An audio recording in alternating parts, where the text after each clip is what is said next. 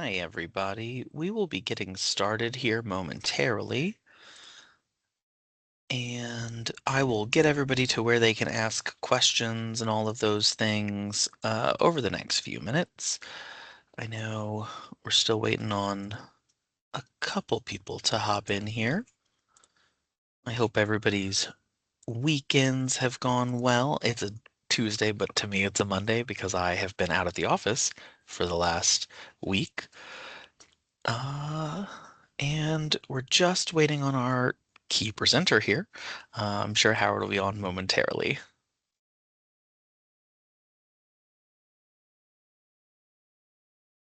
As always, we will be recording this and we'll get the recording up on the page as soon as we can.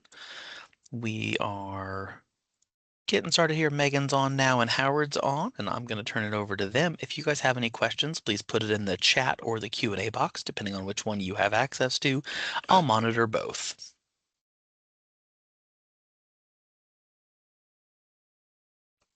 Good morning, everybody. Jesse, thanks so much for getting us kicked off here. I am going to just fully give the reins to Howard.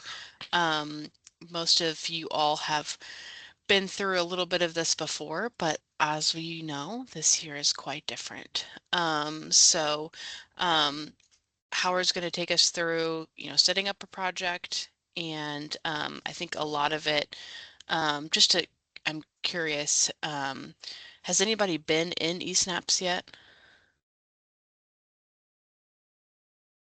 Raise your hand if you have. And I'm working on giving everybody access to speak, so some people might not yet be able to. Okay, okay. Okay, so Madeline's been in there. Yeah, you'll notice some different things about the project application, but Howard, take it away. I am happy to. I have less of a prepared presentation this morning and more of a kind of a how-to session that I'm hoping to go through. So maybe we can spend a moment covering the topics that we want to do. So if I've got the sense, there are some folks who are on this call today that do not have an individual profile in the ESNAP system. They do not have an individual profile. Is that the case? Are folks here who have not established a profile in ESNAPS? Okay, I guess that raised hand says yes, means yes. Okay, so it's very, very easy to establish a profile in ESNAPS. Hopefully you are now seeing my screen and seeing this front office profile. Thank you, Jesse. So all you guys need to do basically you have to navigate to this screen, which you can see is just esnaps.hud.gov. You're going to get to this front. Obviously, you're not going to have H. Birchman as a username showing up on the screen, but you will have this box here that says Create Profile that you can click on. And once you click on that box, all you need to do is enter your first and last name, which should be relatively simple, and then and then enter an email address and confirm that email address. Pick any username that you want. That's all completely fine. Whatever you want to call yourself is completely fine. And then come up with your own password. You keep the password to yourself. And then also come up with a personal confirmation question, which will make it easier for you to reset your password should you ever find a need to do that. Once you've established, basically, once you've enter that information in the system and click that little save button there, you will have then created an applicant, a profile for you as an individual in the ESNAP system. Then what so actually, Megan, can you clarify for me? So the folks who are participating in here are they're not necessarily folks with IHCDA. They could be folks with the individual organization seeking to apply for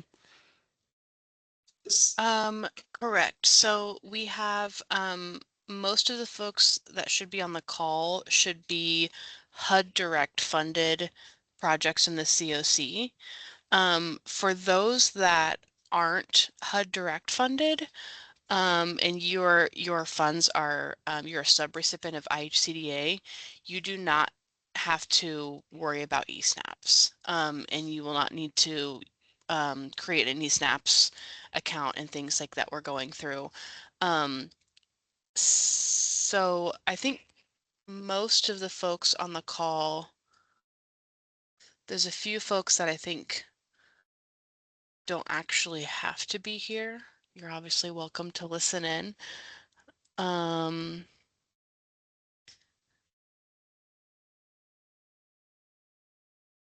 Okay. yeah, it should be this should be for HUD Direct recipients Okay, great. who are completing the application. Super. Okay, And, Yeah. great. Great. Okay. Got and that could now. I also just clarify one thing? And these are individuals who have participated in the internal competition. Great. Yes. Super. And now I'm assuming that the organizations are already established. Have although the individuals might not have been in ESNAPS, their organizations have already been in ESNAPS, or some of them will have to establish an applicant profile in for a new organization as well. And the question just came in as to define what HUD Direct means, and that means that your organization directly enters into a contract with the Department of Housing and Urban Development. You have a grant directly that is in the name of your organization with HUD. Other than a direct HUD means that you basically are a subrecipient to the Indiana Housing and Community Development Authority. And now, so okay, so let me go back to sharing. Now, once you've basically, obviously, once you've got that username and profile, you can then log into the system. Now, the first place you want to go is this Applicants tab. You always want to start that tab on the top left here. This is the menu over here on the left-hand side: Applicants, Funding Opportunity Registrations, Projects, and Submissions. So now, the first thing that you're going to want to do, if you're not um, if your organization does not have an applicant profile in eSNAPS, you're going to click on that applicants tab here, and then you're going to click on this screen here, and you're going to click on this plus sign here.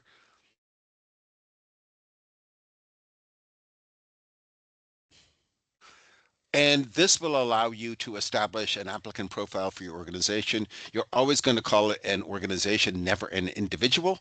And basically, once you do that, you will then be able to go through a series of questions once you establish this and be able to establish your organization within the eSNAP system. I think probably most of your organizations already got an applicant profile in eSNAPs, so that the only thing that you're going to do at this stage the only thing that you're going to do at this stage, which you should do, is again on this. Oh, stop it. Thank you. The only thing is, we're not going to go over what's here on the IHCDA applicant profile. But what you want to do once you go into these things, you always want to click on the submission summary. You want to make sure that everything in here has got a green check mark.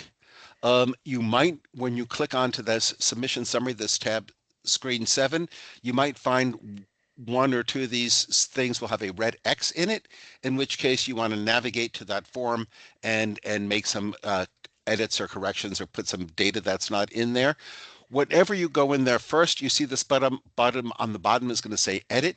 You have to click on that edit button to make any changes in your applicant profile. Once you've made those changes, you've got to come back to the submission summary screen where it now says edit. It will say complete, and you just click on that complete button and you will be done with it. You want to be very certain that the person who is identified as the authorized representative and the alternate contact are people who are actively involved in your organization and are actively watching their emails. If HUD for any reason has got a problem with your application, if there is what they call a curable deficiency in the application, HUD is going to notify that authorized representative. The authorized representative is going to have a very limited period of time, just a number of days, to respond to HUD. So it is critical that whoever is that authorized representative is aware of the fact that they might hear from HUD during the application period and is going to get that email and be able to act on it very quickly, because HUD will give you a chance to cure a deficiency, but if they don't hear from you within 5 days or so, they will consider the deficiency not to be cured and they'll reject the application. So it is very, very important that they can that you can blah blah blah contact that agency. Now, if you as I said, if you are an existing agency and you've got a new staff member and you want to add that new staff member to your organization's applicant profile, you click on this registrants tab here. Then you click on this sort of a paperclip thing. And this will basically, you take the username and the email address of the person who just established their individual profile, include it here, and then that individual will be able to access your organization's ESNAPS account. It is strongly recommended by HUD that you always have at least 2 people in your organization who have access to your ESNAPS account in case somebody's out sick or something like that. This way you're going to be able to work inside the system, or if somebody leaves the organization, if you don't have anybody in your organization that is associated with your ESNAPS account, the only way you're going to be able to access that account is by going to HUD and having them open it up for you. That takes time. You've got to submit things on letterhead and stuff like that. So it's easier to just make certain you always have 2 people who can access that account, so you're never locked out of it. So once you've taken a look and made sure that your applicant profile is in good shape, opening up that thing, going through the submission summary, making sure that there are no issues and that the contact is correct, you can start the application process. The first thing that you want to do is click on this thing called Funding Opportunity Registrations. Now, probably what you're going to do for the most part is either submitting a new project application FY26 or a renewal project application FY26. Those will be the 2 options. And what you want to do, if you're doing a new project, you want to register for the new project application funding opportunity. If you're doing a renewal, you want to register for this renewal project application opportunity. All you do is click on that little check marks thing there. Come on, click it. There it goes. And now, of course, IHCDA has already been registered for this funding opportunity. If you hadn't been registered for that, the message here would read, do you wish to register for this funding opportunity? You click on a yes box and you are now registered for the funding opportunity. That is all you do in this step, is just click on this funding opportunities registration, say that you want to do a new project application, click on that. IHCDA is already going to be registered for that. Same thing, you has this question, do you wish to register for this new project funding opportunity? You say yes, and you will be registered, okay? That's the first step. Now you have to go down, keeping going down this menu, go to the project screen. This is where you want to then click on this thing called All Funding Opportunities, and you want to sort for your new project application FY26. Now, IHCDA has been hard at work here. Generally speaking, when you get to this screen, you're going to see, you won't see these 2 projects that are listed here. You'll see instead a message that says no records found, which is completely fine. What you're going to want to do is click on this plus sign here, and this will allow you to name the project. So again, you probably want to first off give whatever the name of the project is, then probably want to say FY26 new project, something to that effect, to have a naming convention so it's easy to understand what your project is. Basically just name it. Since this is a new project application, you're not going to be able to import data into this new project application. You can only import the data from a renewal application. So basically just give the project a name, click save or save and back, and that will have established the name of your project. Once you have named this project, the most important thing that you want to do is remember that name, which might sound simple, but actually because the next step is when you're going to need to have that name. So then you click on this submission screen here. And what you're going to want to do in this thing is basically, you're going to want to go through all this list. It will not be long as this because this is IHCDA's applications. But basically, scroll down until you find the name of the project that you just named. And when you find that, you want to click on it so that it's in this folder. Hey, Howard. Yes, Sorry to pop in. I am going to propose some naming conventions, go for it. just to make sure that things are as uniform as we can possibly get Great. them. We've had a lot of changes over the last few years that make things really difficult to find. Um, if you have already created your project name in ESNAPS for this year, please let me know ASAP. But if you have not, please do not do so until I send you the naming convention to Okay. use. So, so when you get to the stage on this, here we are, I'm back at the project screen on the create a project. And what you're going to do here is enter in the name of the project that Megan is going to provide you. And you're going to use that as your name. This is going to be, of course, for new projects. Okay. And then once, as I said, once you've got that project named, you go back down here to the submission thing. You click on this until you find it.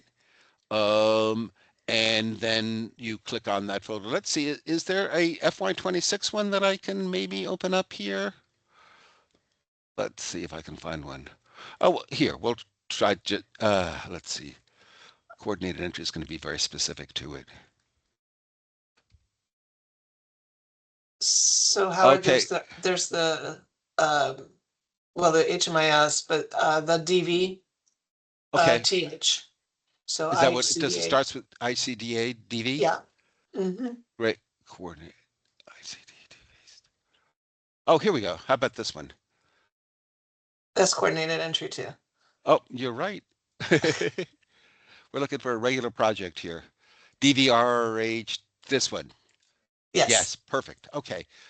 So as you said, when you find your project name, you filter for it, and then you open up this orange folder here.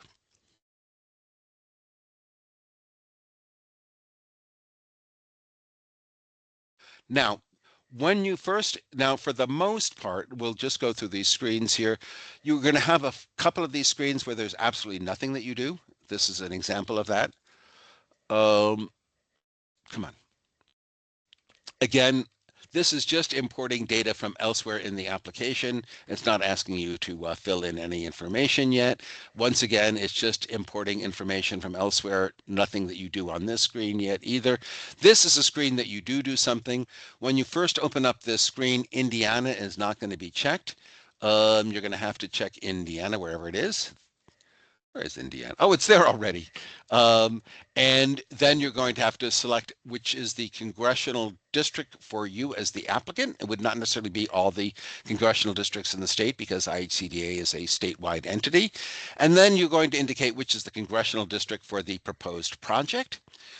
Then you're going to have to enter in a start and an end date. For the most part, we are looking at a 1-year grant. So the end date should be 12 months after the start date. You can basically pick a date to start in 2027 and a date to end in 2028.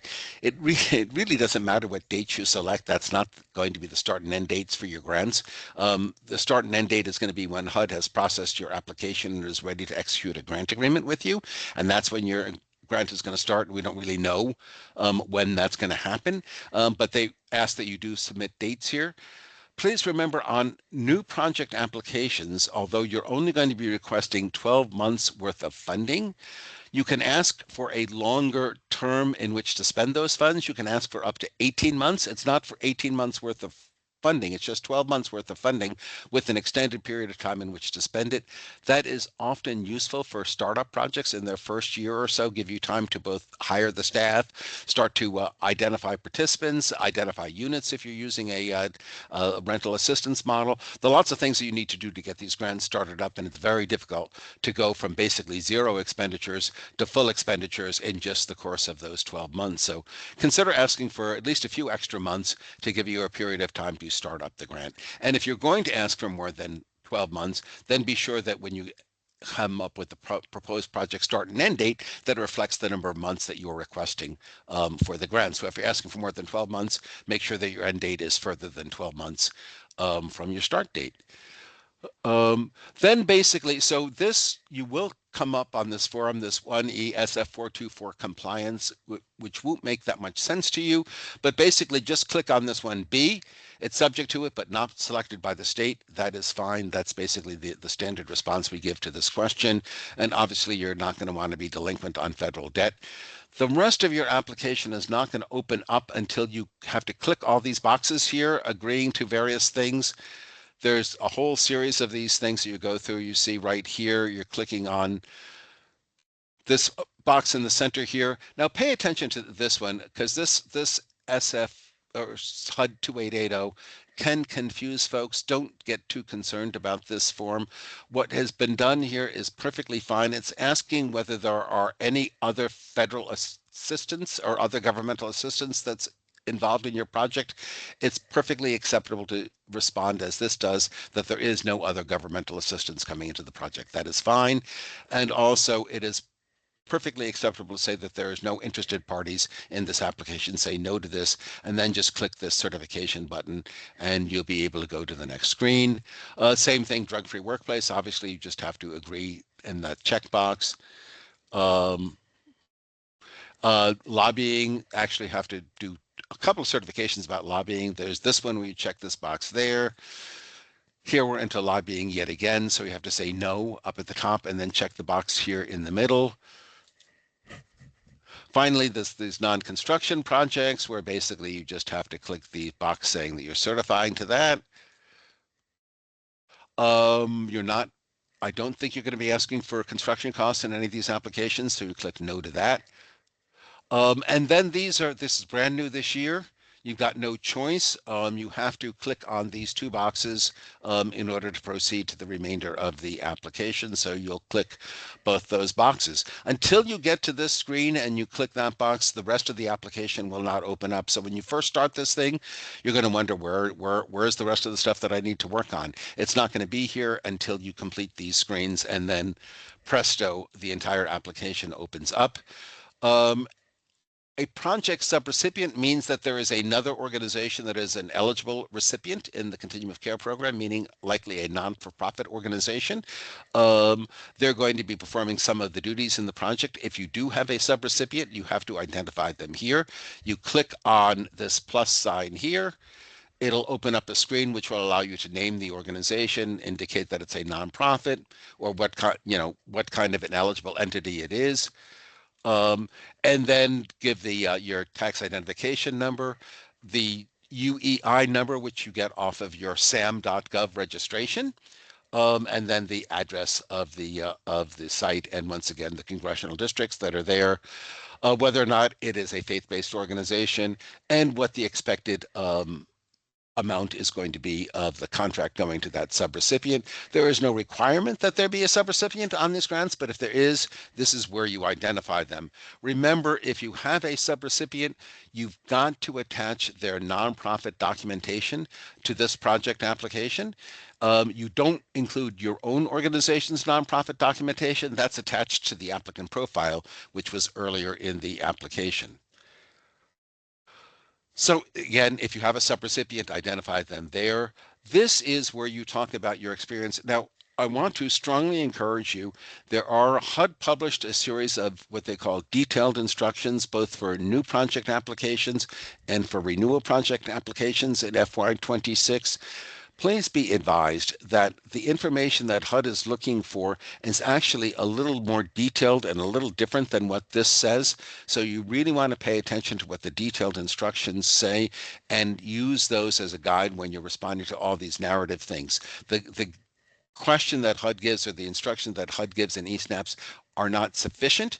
They are often looking for more information than just what this question says. So you want to look at those detailed instructions and answer the questions that are coming up there. Most importantly, there are these three boxes. Make sure that you, again, address all of the points that are in the detailed instructions. They are more significant than what looks like here.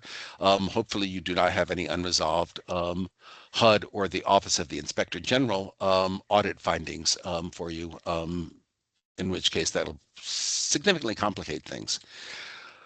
Then we're starting to get into the project.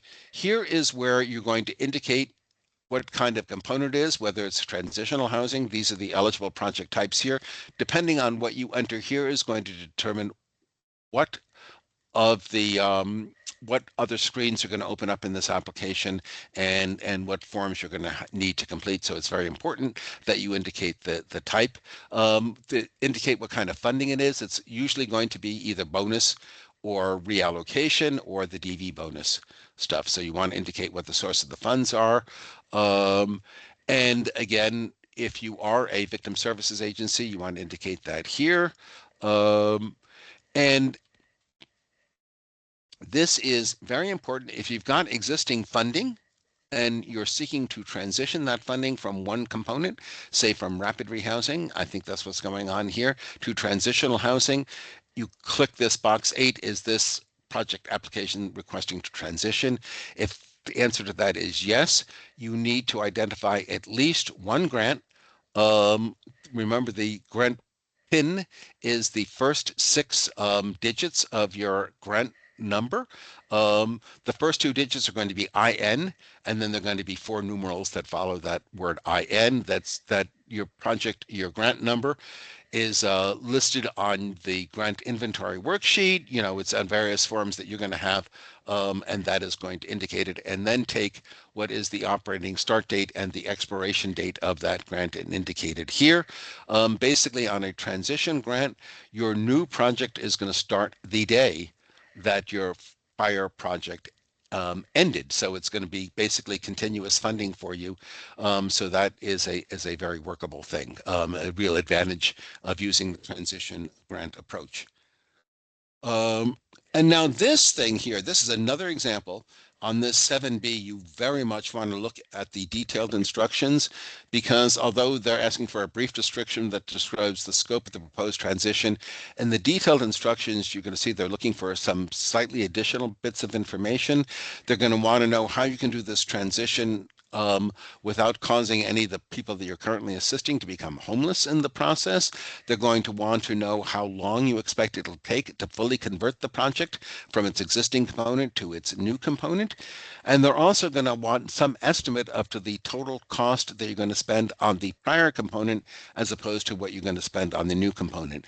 Remember, in a transition grant, you've got 12 months, you've got the full 12 months of that grant to fully convert the grant from its prior thing, if it was rapid rehousing, to transitional housing. You've got the full 12 months to make that transition.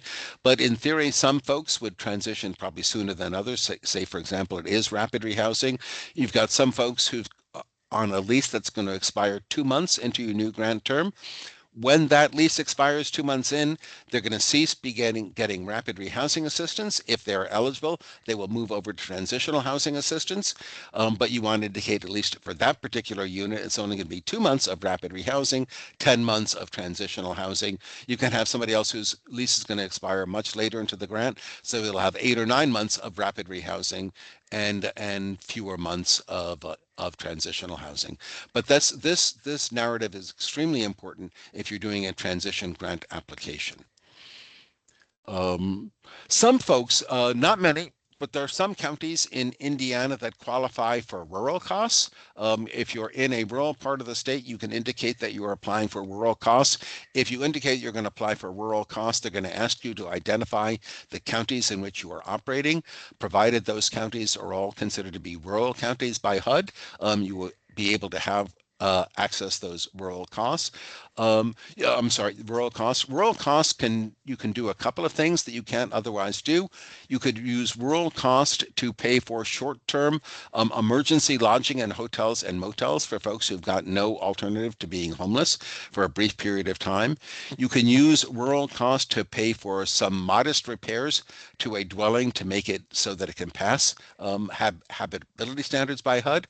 Or you can use rural costs for what they call staff retention activities. So you can do a variety of things.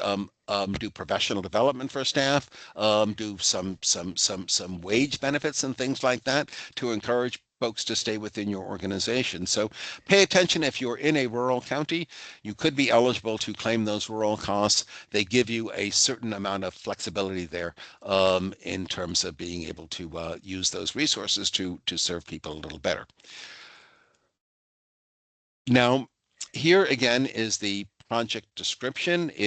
Again, I strongly encourage you to take a look at the detailed instructions. They give you more information as to what HUD is looking for in this narrative other than the entire scope of the proposed project. They're going to want to know things about the proposed intended outcomes of the project. They're going to know about community collaborations that you're having that are involved. They're going to want to know why you need continuum of care funds to do this project? There are lots of questions that HUD wants an answer to that's not immediately apparent from this. Look at those detailed instructions to get this. Then you're going to scroll down. You're going to see there are these 4 different columns here. Basically, their only column that you're going to pay attention to is column A, unless you're doing a project that has 2 different sites. And basically, it is a site-based project.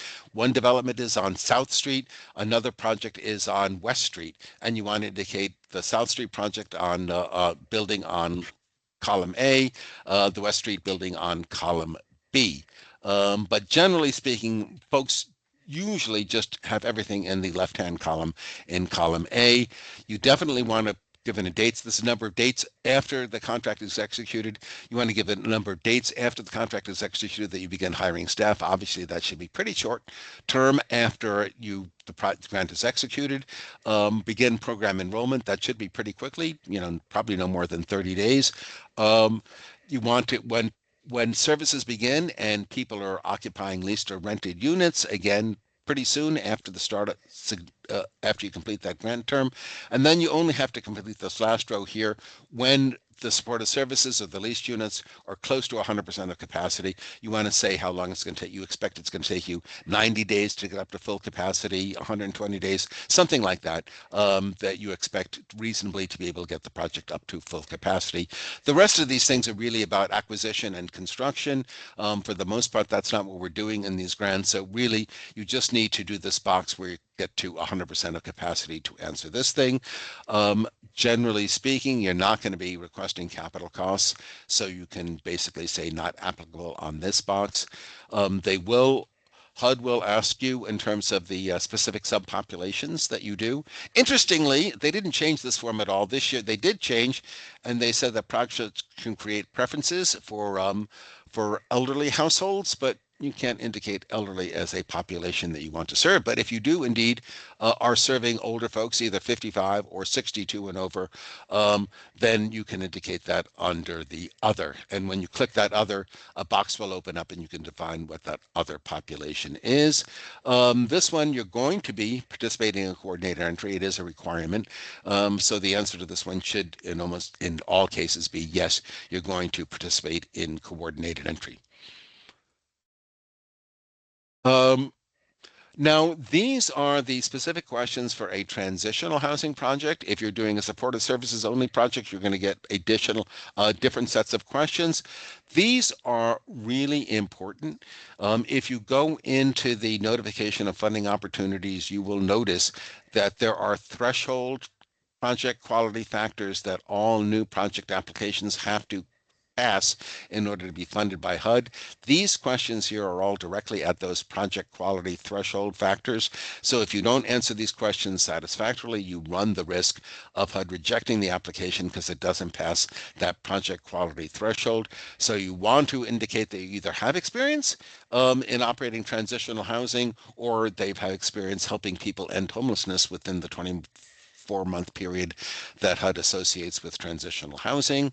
The outcomes that HUD would like TH projects to achieve is 50% of the folks moving on to permanent housing and 50% of the participants leaving the program with some employment income. So this one is going to ask you to describe either you've done this, achieve these outcomes in other projects, in which case identify them, or what your plan is to make sure that your project meets this 50% exiting to a positive destination and 50% exiting with employment income. So very important, another threshold factor. So basically, again, that you're going to partner with or provide eligible supportive services that are necessary for participants. Again, this is another project quality threshold. And finally, the last thing you want to show is that you're supplementing this project with mainstream resources. Again, you need to be able to successfully answer all of these questions to pass their project quality threshold and get your application funded. We know HUD has shifted away from the housing first approach and now has an approach where it is expected that people are going to participate in supportive services.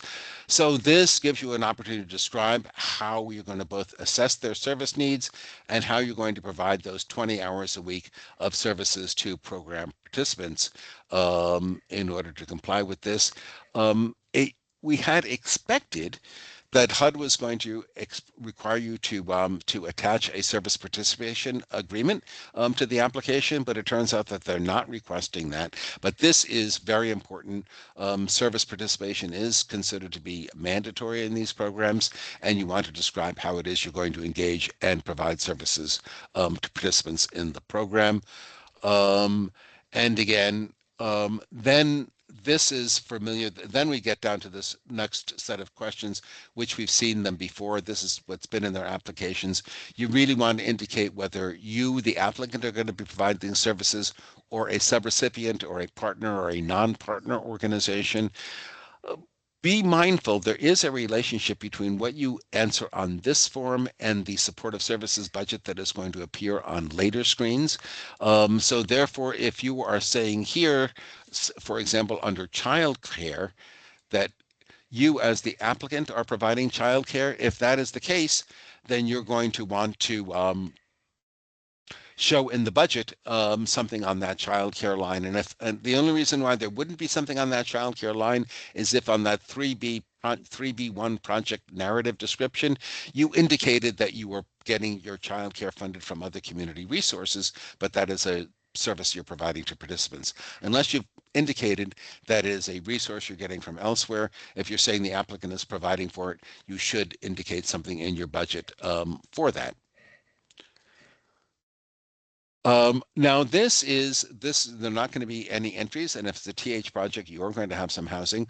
So you're going to click on this box here. You're going to describe your housing type, which could be shared housing, SROs, clustered apartments, or scatter site apartments. Often it's scatter site apartments.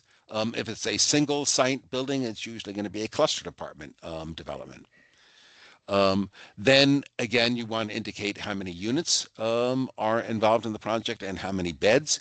It's very important that the units in bed that you say on this screen are consistent with the households and numbers of persons that you're going to enter on the next screen. Basically, for every unit, there should be one household. For every bed, there should be an individual listed on the next screen. HUD is looking for consistency. And again, these are going to be how many people are served at a single point in time when the project is at full occupancy. So if you expect turnover and things like that in the project, you don't really show that turnover in these screens. You basically just show what your occupancy is at a single point in time when the project is at full occupancy. If it's a scatter site project, when it comes to addresses here, you basically provide the address of your company's office. You can't provide all those individual scatter site addresses. And again, in this case, you get to list the counties in the state that are part of this project, and they are all listed here, so you can just choose those. And this we're back. So once you've completed all that on that other screen, this is going to total the number of units in the beds that were on that screen that we just completed. This is where I said, so this is where we're talking about households and people. And as I said, the total number of households that you're showing here should equal the number of units that you showed on the prior screen. And the number of people that you showed here should equal the number of beds that you showed on the prior screen. Sometimes these beds and people gets a little confusing, but basically when it says beds, you just mean it's going to be one person.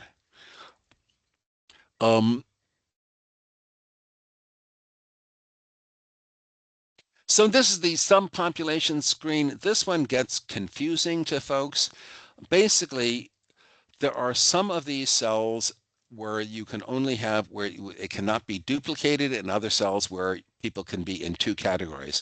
So in these cells on the far left of the screen where there's dark gray shading on top of it where it says chronic homeless, not veterans, chronic homeless veterans, and veterans not chronically homeless, those things are all mutually exclusive. So any entry in any of those dark cells cannot be duplicated anywhere else on this screen. That'll be a double counting.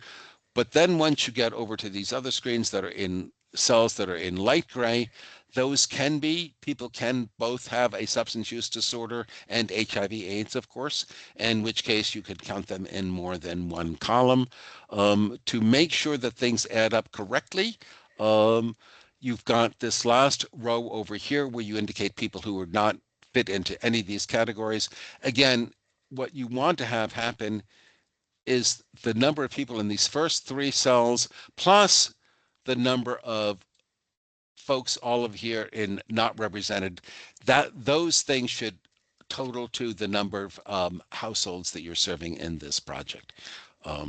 I And just, yeah, sorry, Howard, I want to jump in here real quick. When we did the HIC surveys out for everybody, this specific topic, the dedicated beds, is something that IHCDA has been providing a little bit better guidance on to the COC in the last few years. And if you need clarity on whether it is a dedicated bed or a bed that just happens to serve people currently who meet one of those criteria for the left side, the chronically homeless, not veterans, chronically homeless veterans, veterans not chronically homeless. Those are the dedicated bed concepts. And it's just if that bed is dedicated, not if a human who meets one of those criteria is currently housed in it, but that bed is dedicated only for people in that circumstance. And we've had a lot of poor guidance in the past on it. So just if yep, you have questions, please reach out. yep. And that actually goes back to the screen here for B, because when you're describing this housing, you're also going to, do you? Yeah, I believe this is when you can indicate whether, oh, I'm sorry, it's transitional housing. So um, if it was permanent supportive housing, this is where we would have the actual dedicated chronically homeless beds, and that's when you'd want to make sure that if you've got 10 dedicated chronically homeless beds, you've got at least 10 chronically homeless people that you're showing on that screen Yeah. 5B. But that really applies more to PSH than it does to the TH project that we're working on now. Yeah. Now, this is the start of your budget screen. Um, you have to say that it's feasible for you to be under grant agreement by September 15th, 2027. That's just a requirement here. So say yes to this one. Again, a 1-year grant term. This form here, this number 5, is what's going to open up the other budget screens for you. So you want to make sure that you're either asking for the leased units, you're asking for supported services, whatever expenses, unless you check this box here, the relevant budget screen is not going to open up in your application. So you want to make sure, if you're saying, wait, I want operating funds, but that screen is not opening up, it's because, as in this example, you didn't click that operating funds box there. So that's what you need to do to open up the screens. As I said before, you are allowed to, in the initial term, to ask for up to 18 months if by saying yes to that question. If you say yes, it's going to say these are the options that you can do. You go between 13 and 18 months for that initial grant term. And then, as I said, this is going to open up the screens based on what it is that you answered before. If you said you're going to have leased units, then you're going to want to click here and provide this information. Now, this is going to be based somewhat on what the fair market rents are going to be. So you have to come here and choose a fair market rent thing. Jesse, basically we do a lot. What do we do in Indiana? Gosh, there are a lot of these guys. Whoops. Yeah, there's a handful of them. I mean, based on whether they're part of a major metro, whether the project is in a more Yeah, rural area. Um, that's just, well, there's a lot of scrolling you do here. yeah. Ah,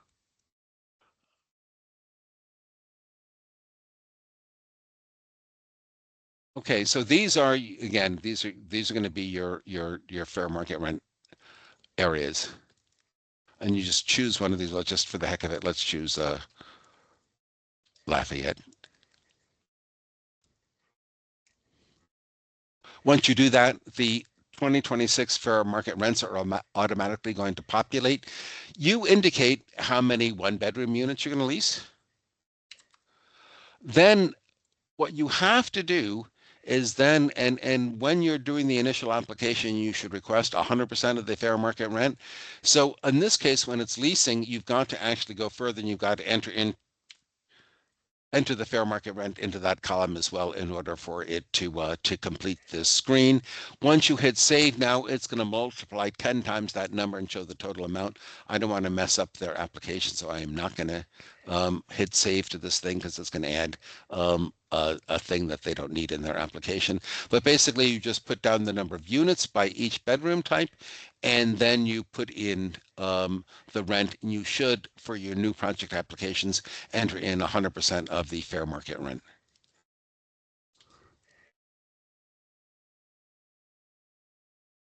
And we'll just take that out of there because again, I don't want to mess up another application. Now, this is really important. As I said earlier in the application, you indicated whether the service is going to be provided to the participants and whether they're going to be provided by the app. Generally speaking, if you said this was going to be provided by the applicant, you should be indicating in that appropriate row the quantity and description. So for example, under assistance with moving costs, what you should put in is something on the order of 15 moves at $450 a move equals, 15 times 450, something like that. When they say a quantity and a description, they want, again, how many moves and what is the unit cost on those moves. When you get to a category like case management, what they're going to want to see is 2 full-time equivalent case managers at $50,000 a year, plus 25% fringe benefits, plus cell phone, plus laptop computer, and come up with the total amount of assistance requested. If you're also looking to claim, this is a new project, so if you're interested in claiming indirect costs on this as well, then you're going to want to also indicate on these lines that in addition to the salaries for the case managers, the fringe benefits, their cell phone and computer, that you're also claiming the 15% de minimis indirect costs on that line item as well. Going down the list again, childcare, 15 kids at $250 per kid for childcare, something like that. Again, you want to have some kind of a quantity and some sort of a unit cost and description as to what those are. For all of these things, one thing that's a little confusing here is this last row, operating costs.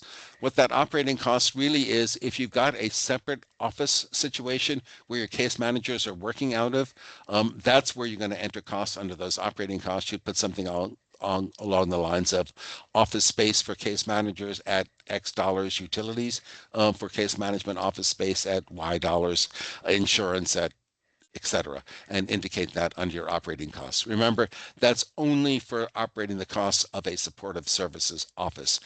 If you have a separate office like that, that needs to be maintained.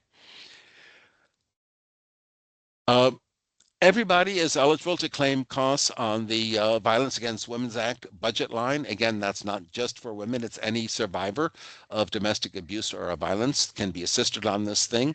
Emergency transfer facilitation, it goes up here and it describes what costs are eligible under that thing.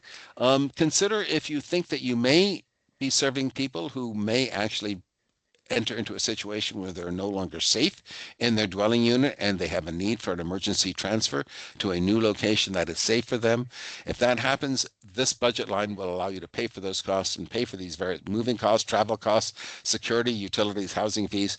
You can see them. There's quite a few expenses that you can pay for there, and they can be really useful if you're really trying to create a safe location for somebody who is not safe in their current home. And remember, in situations like this, it is the participant who determines that they either are unsafe or safe in a new unit, and they get to determine the unit is safe for them. Match is critically important, as we know. This first thing is saying whether you're going to be generating program income. Generally speaking, the only way you're going to generate program income is if you have a situation where if it's a transitional housing and you're charging an occupancy fee and the participants are paying that occupancy fee directly to your organization. If that's the case, that is program income, and you would say, yes, you're generating program income. Once you say yes to that, of course, they're going to ask you more because they do. And then it'll ask you to describe what the source of program income is, and you'll say participant rental contributions, something to that effect is what the program income is going to be. And then they're going to ask you to estimate what the total amount of that program income is. Now, the other thing you're going to need to do is to show your match is going to click on this plus sign here again where you get to describe what the other sources of match are. You're going to indicate whether it is a cash or an in-kind thing. A cash if it is a cash match, it means that the funds that you're using to match come directly into your organization's account. We can show that those funds are deposited in your organization's account, number one, and number two, that they are expended from that account on eligible program expenses during the course of the program year. That is how the cash match works. If it is an in-kind thing, it means that the participants are going to get the money is not coming into your organization. It's more than likely services of some sort that are being provided to your participants. For an in-kind match, you're going to need a memorandum of understanding before you start the grant between you and the provider of those in-kind services. They will describe what the services are, what the qualifications are necessary in order to provide those services, and what the standard rate is for the provision of those services. You need that MOU at the start of it, and then at the completion of the grant term, they're going to need to document to you the actual services that were provided to your participants and the dollar value of those services so that you can show that you met the in-kind match for this. And that's something you would do at the completion of the contract term. So basically, this thing is going to add up all the things that you're entering into that match thing. You've got to match 25% of all funds with the exception of the funds that are on the leasing budget line. So you want to be sure that you meet that match. You will get red error messages until you come up with the correct number to meet the required match for your project. Then we come down to the summary budget. It's going to Everything that's grayed out means that it is pulling that data from elsewhere in the application. Just want to make sure that it's accurate. The one thing that it does not do, as you can see, the white thing is that line 10 admin. It does not enter into any number for your administrative fee for the project. Remember, you can ask for up to 10%, but unless you put something entry into that row there under admin, you will not get any administrative funding for the grant. So make sure that you put it in. It can be any value up to 10% of the subtotal on line 9. You cannot go above that, of course. Then you've got the match, and that's it. This is going to This screen here is actually going to pull this indirect cost information from your applicant profile above. You really can't change it in this screen, but you do get to check the box right here, which HUD will expect you to do. And the only attachment that you need to make on a project application is going to be the nonprofit documentation for your subrecipient. That's the only attachment that you need. You do not need to attach your own nonprofit documentation because that is attached to the applicant profile and that's already in there. Then there's one more certification they got to do because they just love having you certify things. And so you click this last certification box and then you're down to the submission summary. And again, this is a good illustration. All these green check marks are great. That means those are completed. It's done, nothing more to do. All these red X marks mean it's still work need to be done to complete this application. You can click through back to here, but you've got to make sure that all those X's turn into check marks.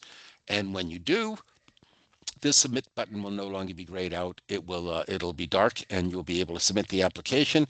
Remember, when you submit these applications, you're not sending them to HUD.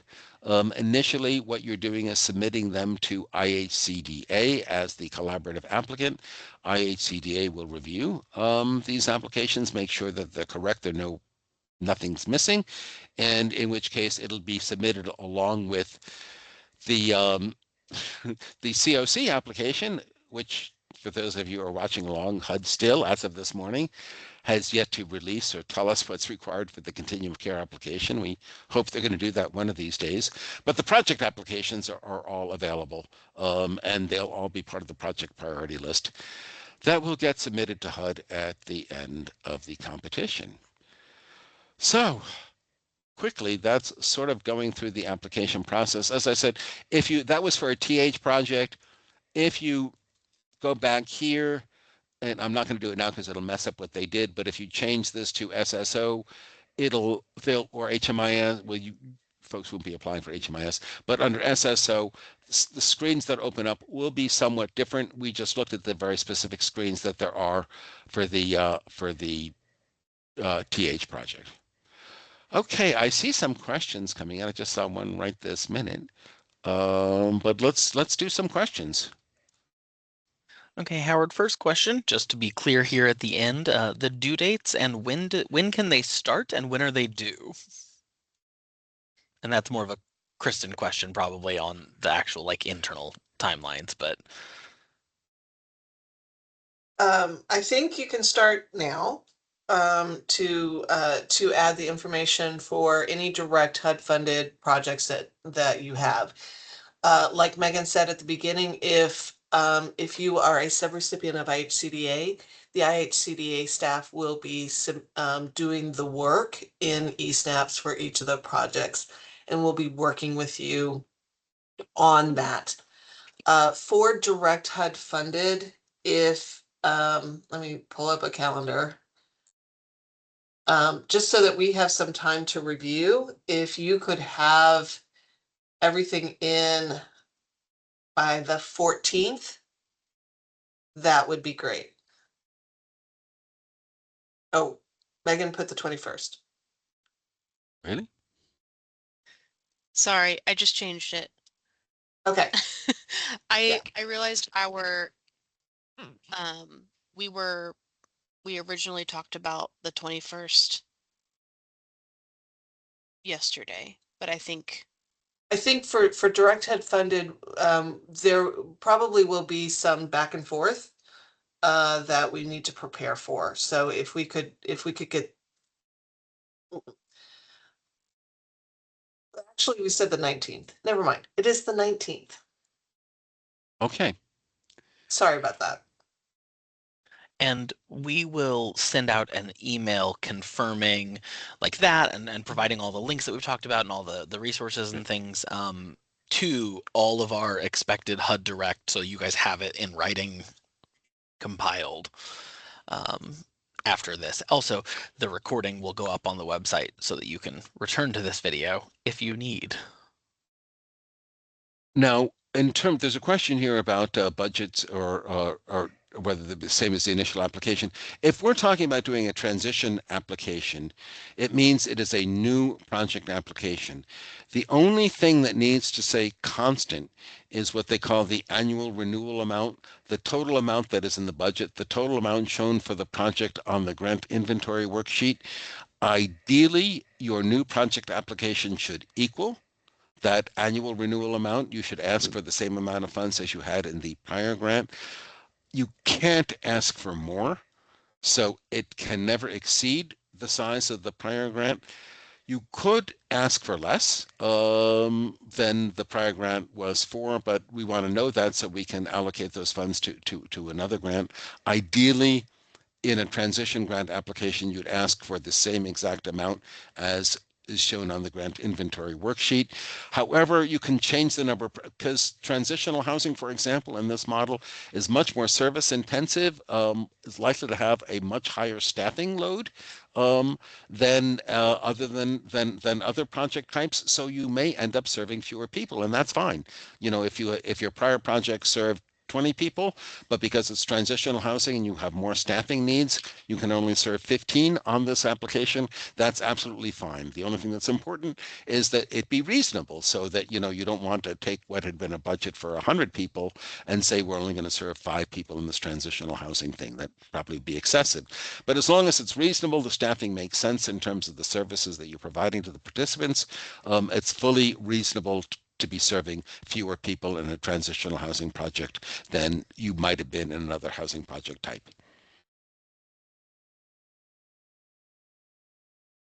okay. Other questions? Um, Sorry, Kristen, did you unmute, Kristen? Sorry, Kristen was already unmuted. I unmuted and I started to speak at the same time that you did, Megan, so that's where Oh, the noise go came ahead. from. Go ahead. Um, I was just gonna say, there's a couple of these that we can address very quickly, and I know we are running close on time here, but I just want to make sure everybody has time for questions. First, ooh, yes, wait for names. Yes, as a reminder, that email that we send out will have those naming conventions that Megan discussed. Um, Troy, if you can email cocnetwork@ihcda.in.gov, one of us will be able to schedule an appointment with you, a call. Um, And that goes for anybody who needs a call from us at this time. We monitor that inbox as a team. So it might be Megan that does the call, it might be Kristen, it might be Jen, it might be me. Somebody will be able to have a call with anybody who needs these questions answered. And I'm putting the email in the chat there, cocnetwork@ihcda.in.gov. The next question that we had, Sheila wanted to clarify, not prior grant in a different year, just what we sent in last month to you all. Sheila, if you want to unmute and clarify your question. So when Howard was referring to the GIW was recently sent out to confirm for people who are currently funded. For new projects, you don't have to follow a prior because you don't have it, but for renewals that are transition grants that are moving from one project component to another, they have to stay in line with the previous grant inventory worksheet. Does that make sense to you? I think so. Just what when you all sent the list and ranking and then had like the amount, is that amount locked in, or can we, as we review it now for a second time, we think, oh no, we want to change this a bit? Is that, yeah, just how much room there is to change, because what's in ESNAPS is of course very similar to what you had us all do already, and just wondering how much room there is to update and shift things as we go through it again. Sheila, I think it's going to depend on which project. So maybe we'll talk can you remind me, or did you do a new project application? Yes, a new Okay. transitional housing project. What's the name of your project? New Day. Okay. Keys to Sobriety. That's the name of it. Gotcha. Okay. Yep. So that one, there may be some wiggle room. Okay. We, generally speaking, there isn't, but because we still have things kind of moving around in tier 2, we can talk offline about how, like if there is anything you want to change, like based on FMR, and how the budget works. So, can you email me and we can set up a time to like look through your budget individually and talk through what should be submitted. Yes, should I use that same email Jesse put up there? Yeah, that's fine. Okay, great. Thanks, Megan. Mm-hmm.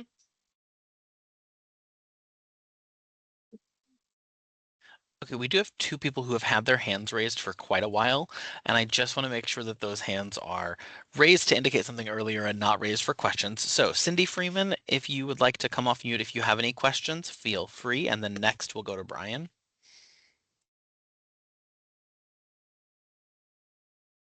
Okay, Cindy has no questions. Brian Neese, if you have any questions, feel free to come off mute, and if not, that's not a problem. Okay, great. Then that is the extent of all of the questions that have been put in the chat. As a reminder, just a touching base on them, Kristen sent the link to the detailed instructions, and an email will come out with what we've said here, confirming due date, confirming naming convention, links to the resources, and anything else that we, as soon as this call ends, realize we could have also said.